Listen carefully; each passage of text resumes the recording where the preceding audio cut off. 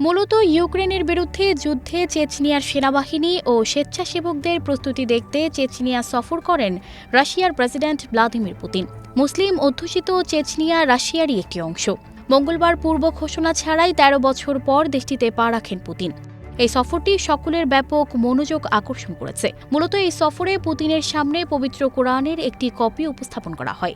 পরে সেই কোরআনে সম্মানের সাথে চুম্বন করার পর পবিত্র এই গ্রন্থটিকে বুকে জড়িয়ে ধরেন তিনি। কোরআনের এই কপিটি মূলত স্বর্ণখচিত। এটি দেখার পর রাশিয়ার প্রেসিডেন্ট এতে চুম্বন করেন। এরপর রমজান কাদিরভ এবং সালাহ মেজিয়েভ কোরআনকে জড়িয়ে ধরে ছবি তোলেন।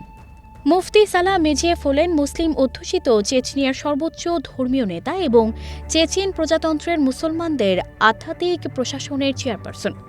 তিনি পবিত্র কোরআনের সূরা আল আনফালের একটি আয়াত তেলাওয়াত করেন এবং পুতিনের জন্য রাশিয়ান ভাষায় এর অনুবাদ করেন।